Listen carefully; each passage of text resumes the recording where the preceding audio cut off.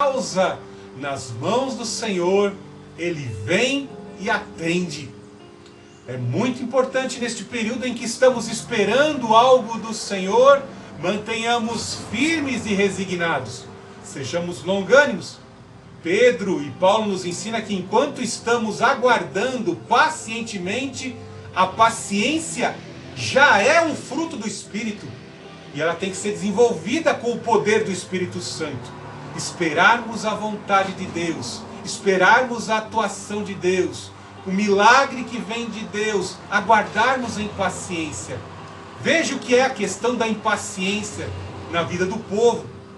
Saíram, viram o grande milagre, quando cruzaram o Mar Vermelho, e não resultou nem 50 dias, e o povo já estava ali se contaminando, em um verdadeiro bacanal ali, cultuando um bezerro. Os deuses do Egito adulteraram ali, não aguentaram 50 dias. Então as pessoas não aguentam nem um período de jejum, pessoas ficam extremamente ansiosas, não conseguem esperar, porque não entendem que quando o Senhor nos manda esperar, o Senhor quer nutrir em nossa vida os valores que vão consolidar a nossa salvação. São os mesmos valores que Pedro nos ensina na sua segunda epístola, primeiro capítulo. Conhecimento produz a virtude, a paciência, a longanimidade, a benignidade. Portanto, não vos cansais de fazer o bem. Enquanto esperamos e aguardamos algo do Senhor, o Senhor está nos lapidando, trabalhando no nosso caráter. Veja que ele fala: espere nele, não se irrite por causa daquele que prospera em seu caminho, por causa do que realiza seus maus desígnios. Veja aí mais um paralelismo sinônimo aí, ó. O verso 37:1 e o verso 37:7 na parte B. Novamente ele torna a orientar. Veja que essa é a forma didática, repetitiva do salmista, fazer com que a orientação fique impregnada em nosso ser. Por que temos que ler diariamente a palavra de Deus? É porque é o conselho do salmista.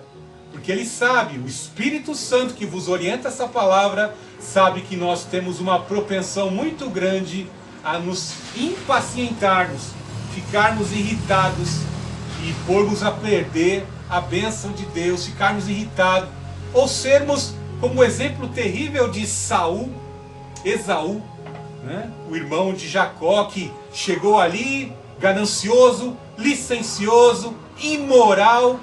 Ele troca a sua primogenitura, a bênção da primogenitura, por um prato de lentilha. Veja que situação terrível. Situações como essa, onde a pessoa troca aquilo que provém de Deus, troca os tesouros de Deus por um prazer efêmero, por um prazer provisório, por 15 minutos de glória, uma puladinha de cerca que destrói a vida. Conheço até exemplos de ministérios. O cara põe em jogo lá um ministério de 30 anos por uma aventura sexual e põe tudo a perder, joga pro alto tudo, porque não sabe esperar e porque não nutriu os valores essenciais para herdar a salvação. E vai aprender, se houver arrependimento, da pior forma possível. Tem que ser forte. Teve coragem para fazer o erro, tem que ter coragem para fazer e testificar a Jesus Cristo em sua vida. Veja no verso 8: deixe a ira, abandone o furor, não se irrite, certamente isso acabará mal. Digo isso eu, como historiador, estou constantemente acompanhando os fatos e em busca da verdade, como o salmista fala. Busque a cada dia a verdade. Luto contra a desinformação, luto contra a desorientação. E quando vemos a injustiça, vamos em busca da verdade e vemos a injustiça, ficamos o quê? Irados. E aí dá vontade de, cuidar, irei-vos e não pequeis, não coloqueis o sol debaixo da vossa ira. Não espragueje o sol que te ilumina, porque alguém está fazendo a maldade. Não cometa pecado, não dê mau testemunho, porque o ímpio comete pecado. É muito bom contermos, muitas vezes, a indignação que sofremos. Eu estou intercedendo por um grupo de pessoas que foi completamente injustiçado. Já em duas regiões, tanto nos Estados Unidos como aqui no Brasil, os nossos irmãos foram aprisionados, uma arbitrariedade foi praticada e sentimos por aqueles irmãos. Isso nos deixa irados. Mas uma coisa é bem certa, o Salmo 37 aqui já está mostrando o futuro. Todos os que sofreram arbitrariedades e buscaram a justiça no sumo advogado, Senhor Jesus Cristo, serão vindicados.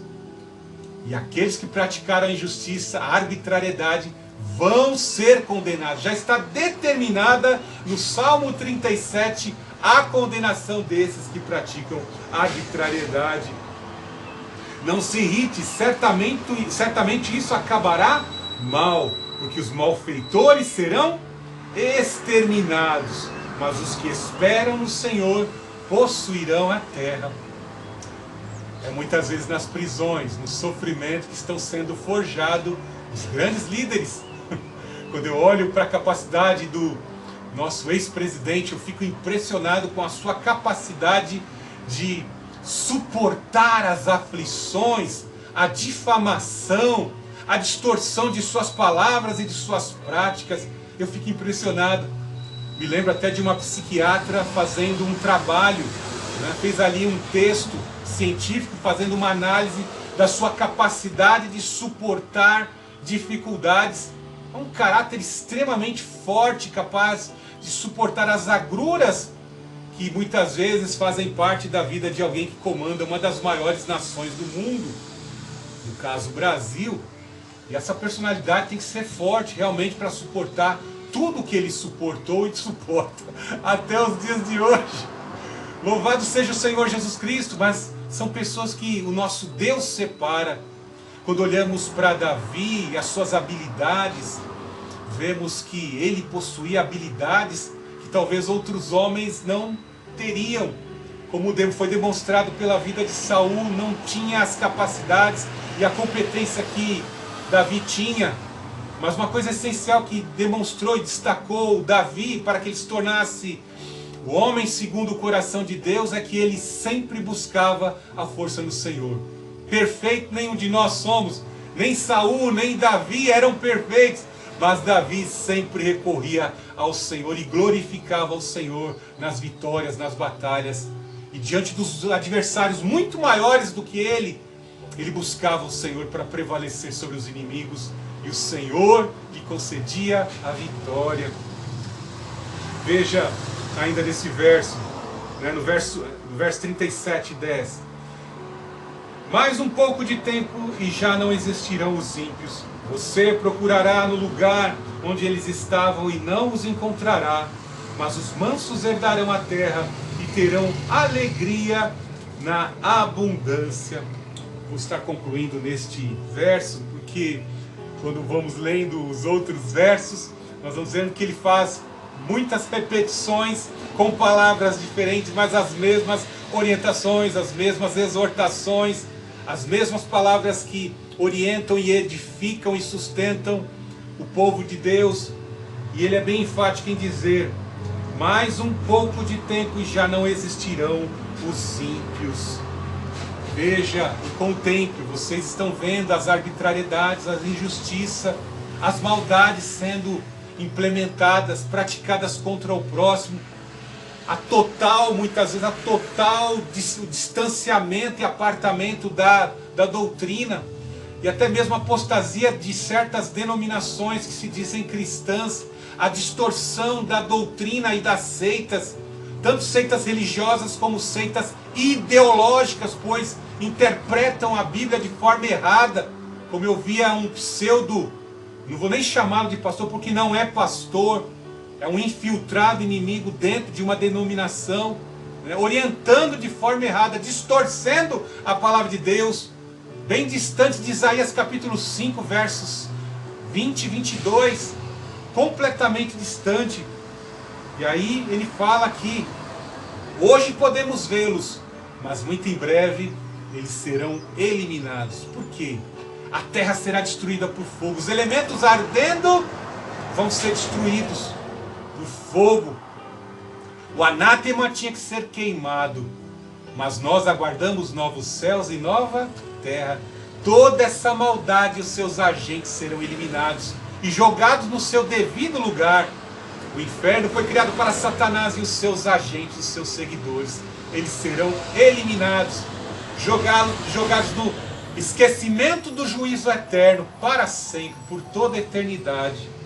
Mas nós, que vendo toda essa impiedade, buscamos a justiça no sacrifício do Senhor Jesus Cristo, pelo poder do Espírito que o ressuscitou dentre os mortos, nós buscamos a cada dia um reavivamento espiritual, pela busca do Senhor, pelo fortalecimento. Nós buscamos a força e o poder para obedecer, porque as tentações hoje são muitas. A cada dia matamos um leão. E o Senhor tem visto, como viu lá a igreja de Filadélfia. O Senhor vem, fortalece, revigora para aquelas práticas, para o ministério que está sendo desenvolvido. Ele vai fortalecendo, Ele vai capacitando. E assim o nome do Senhor Jesus Cristo e a sua presença vão sendo glorificados em nossos corpos, em nossos ministérios, na empresa onde trabalhamos, na universidade. Como Charles Kirk, o grande mártir do conservadorismo, louvado seja o Senhor Jesus Cristo. Veja, após a sua eliminação, veja o que está acontecendo lá nos Estados Unidos. Muitos estão abrindo os olhos para o conservadorismo e para o cristianismo, para os valores que ele pregava, para os valores que ele testemunhava, a palavra de Deus sendo difundida e as entradas do reino dos céus sendo expandidas para que muitos venham e vivam, usufruam da eternidade. Louvado seja o Senhor Jesus Cristo. Eu quero essa herança eterna. Os justos vão habitar na terra. Mateus capítulo 5, o Senhor Jesus Cristo usa esse texto. Eu quero tomar posse do reino eterno pelo poder que opera em minha vida, que é o poder do Espírito Santo, do Senhor Jesus Cristo. Glorificado seja o Senhor Jesus Cristo nessa manhã.